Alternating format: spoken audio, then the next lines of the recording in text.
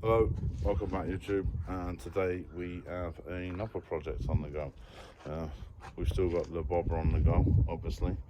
She's not quite finished, not quite 100% anyway, but sort of inspired somebody else to buy something. Now he don't want to do any major modifications or anything like that. He just wants to fix it, and that's me dad. He's 60-year-old basically. He's not an old 60, if you know what I mean. He's a security guard and he's quite really active, so he's planning on riding it to work and stuff and what have you. We've picked him up, well, as you can tell by the title, a YBR 125 Custom, 2010. We've actually bought it crash damaged. The plan is I'm going to repair it for him for as cheap as possible. We're going to do a little series on this for people to show you can find these bargains, you can fix them quite cheap, but I'm going to try and point out some of the things you need to look out for to make sure that it is a bargain, it is cheap, and it's not a write-off. Right, first things first, I don't know if you can tell really, you can definitely tell there, front end's been smashed in. Poor lad who owned it, he was either going to work or coming from work. He was literally at the corner of his street and somebody ran straight into the front of him, smashed the front wheel to bits, destroyed the mud guard. I was hoping I'd be able to drift stitch that and save it for now, but that's not looking right. And it's bent the forks. Now that looks fairly good and fairly superficial damage, and you know what I mean, but there are things that could, you know what I mean, be wrong with it that you can't see just with a naked eye. So you could end up getting stung by something like this and having engine damage because everything's shoved back too far, or now this is the one that's going to get you any damage in here or to the frame. Now I'm not going to pull this off right this second, but rest assured I have checked that when we went and viewed the bike before I even made an offer on the bike, which I will say was dead cheap. That is absolutely perfect. There's not one, there's not a crease, there's not a kink, there's not a dent, there's not a nothing there, and that's what you need to be looking for. Anything that doesn't look like it was, any dent, ding, little bit protruding, anything, that means it's creased, it means it's bent, it means it's unsafe, it means you need a new frame, which is basically a new bike. So yeah, for the money we paid, it won't be worth doing all that work to it. If you loved it, then fair enough, but it was, you know what I mean. And next off, really, these bearings in here need to be made sure that these are in tip-top condition still. Whoops, top and bottom, because the bearing races could have been cracked from the force, and the shaft that goes from there to there. Now I've had a feel as best as you can with all that, but I got the wheel turned a bit and then felt it, and everything feels good to me. But obviously when it comes to it, we will do some inspecting of the bearing components and the spindle, I'm assuming, I don't know. All right, while we're at it, you might as well have a look at this lovely bend. That's a cracking bend, that, and they've bent good, and they've seemed to have like bent up to this bottom stanchion there. The rest of it is perfectly straight still, so it must have been quite a good whack.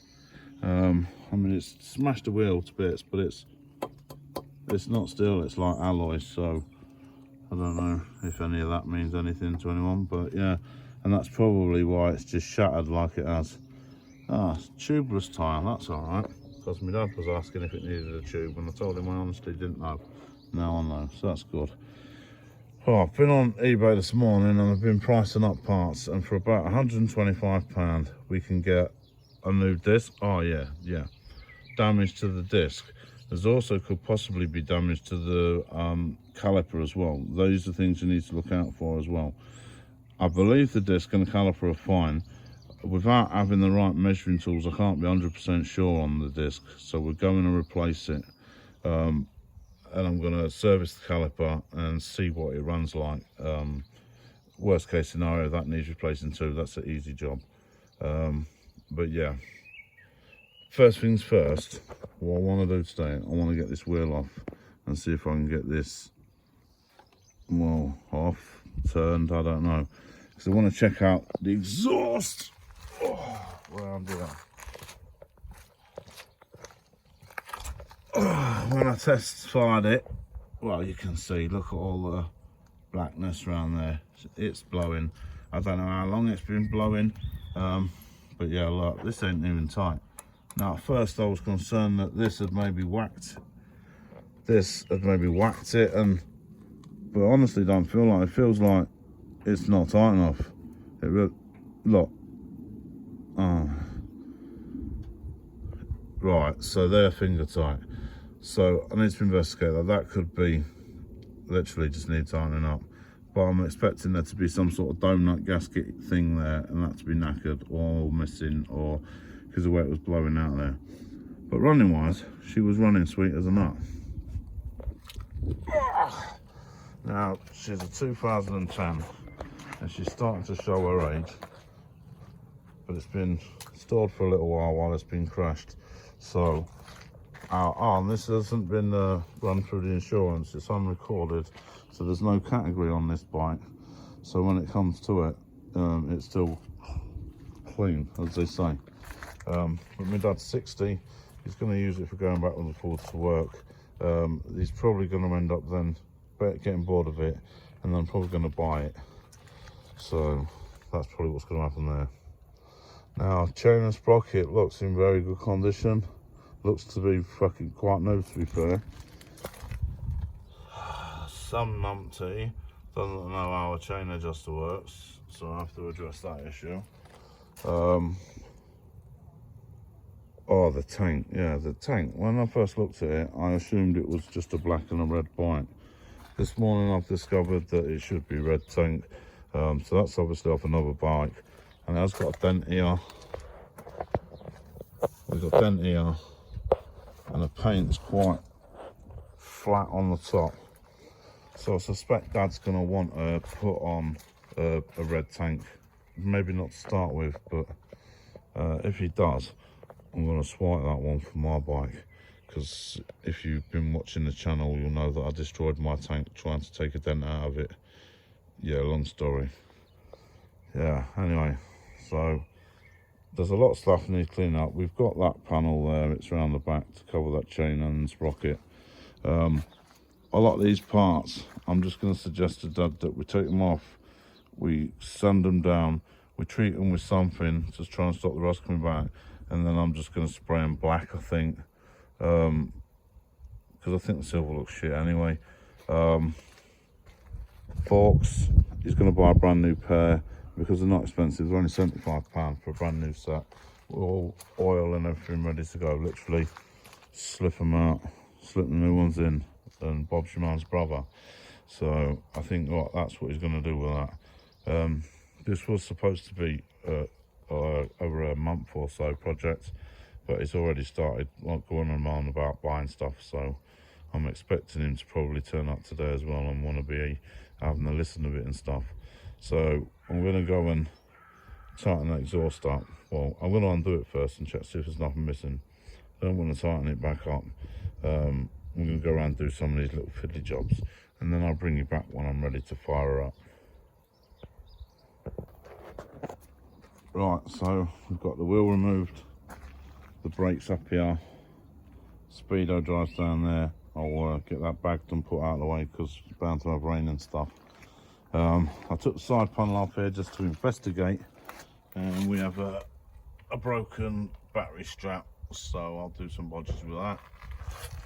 Loosen the back wheel, tapped the adjuster back round. I haven't set the chain tension on nothing, tighten it back up, that'll do for the minute. What else have I done? Oh yeah, tighten the exhaust back up. I think it's blowing still a little bit ever so slightly. I have just cracked it up. Oh, there you go. I did notice earlier, this is a 2010 that's got a kickstart, and mine's a 2003 and it doesn't. I know this is a YBR and mine's an SR, but you'd have thought it would have basically been the same, but it ain't, so there you go. Right, as you can see here, there has been a little bit of damage from the wheel whacking into this, I can't remember what you call it, but you have to take that's all surrounding the start motor and that, and you have to remove that when you did mine. So these are easily sourceable and replaceable, but I don't think that actually matters, that where it's had a ding there. I don't think that's anything to worry about. Now, I know my dad is going to want to spruce things up. He's not going to like all this rust and stuff and what have you. But I'm going to say to him, look, it's a commuter bike, Dad. I mean, we can take these pieces off and we can sand them and paint them and what have you, and we can polish up the chrome and bits and what have you. But then the tank's still odd, and I think we just go with what we've got. We clean up any rust, we fix anything that's broke, and he runs it as it is. An honest, genuine bike that's showing its age. Yeah, well, that's not what you're here for. Let's start her up. Right, this one has got a fuel pump on that as well. That's fucking dead posh, that.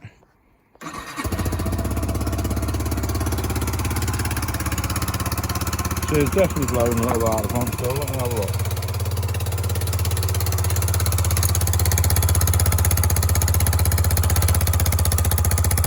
Yes, there's a little bit blowy at the bottom still.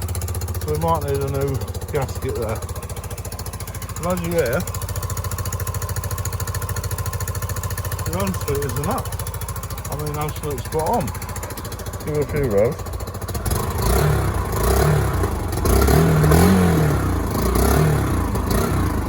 Bugger me, it's got a fuel gauge, even says it's got half a tank of fuel. No way. 15,000 miles on the old clock. It just sounds good. So, yeah, I mean, I think he got a bargain. He paid $275 for it. 125 quid, 150 quid worth of bits. You've got a sound bike. I've checked all the lights, the indicators and all that. All that seems to work, the brake lights and stuff. I literally do think we're going to get away with new fork legs, new front wheel. I'm going to replace the disc. Yeah, and tie it up. Nice cheap little bargain commuter bike.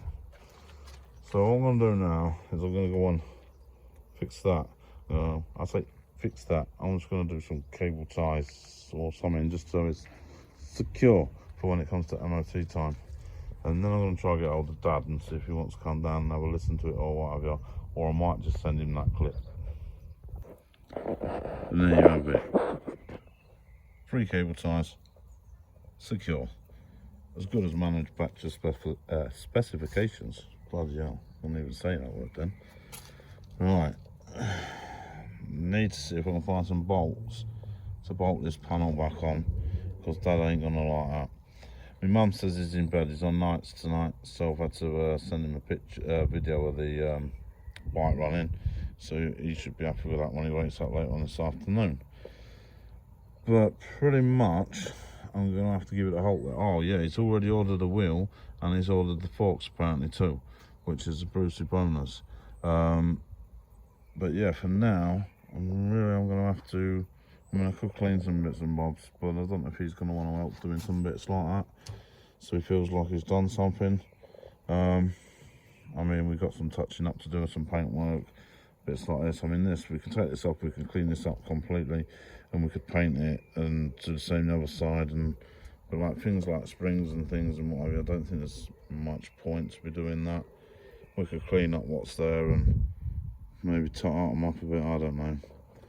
Back wheel seems to be in good condition, just looks like it needs a clean up. Obviously, front one's destroyed. Yeah, so I'm sort of running out of things we can do right at this moment. Yeah, so I guess I'll probably go and do some stuff on my own bike.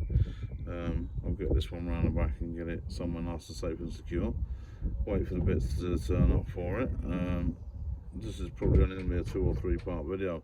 They look like they're a piece of piss to change them forks. Wheel is obviously easy. Don't know if I'm going to be able to get the tyre on and it be right. don't know, we might have to take it somewhere and get the tyre fitted, but that's just what it is. Everybody else would have to do that too. I'll have a bash at fitting it first, we'll see. I don't know if you have to balance bike tyres like you do a car, assuming you must. But so get ready for part 2. If you like the video, give it a thumbs up, consider subscribing. If not, who gives a shit? I'll catch you next time. Cheers.